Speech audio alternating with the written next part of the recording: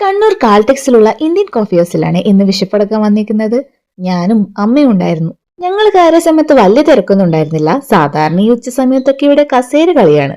ഞാൻ ഒരു സിംഗിൾ ബിരിയാണിയും അമ്മ ഒരു മീൽസും ആണ് ഓർഡർ ചെയ്തിട്ടുണ്ടായിരുന്നത്. ഓർഡർ എടുക്കാൻ കുറച്ച് ടൈം എടുത്തെങ്കിലും ബിരിയാണിയും മീൽസും പെട്ടെന്നെത്തി. ബിരിയാണിയുടെ കൂടെ എനിക്കും കിട്ടിയ ഒരു ഗ്ലാസ് പായസം അവിടുത്തെ സ്പെഷ്യൽ ആണത്രേ. അതേതായാലും ലാഭമായി.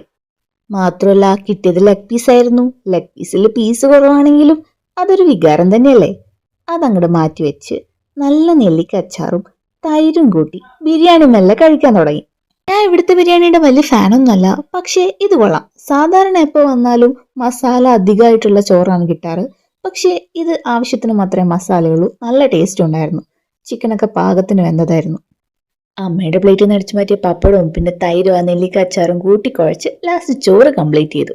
ചിക്കൻ പിന്നെ ഏറ്റവും അവസാനം തിന്നുന്നതാണ് അതിന്റെ ഭംഗി. നിങ്ങൾ എന്നെ പോലെയാണോ? കമന്റ് ചെയ്യണേ.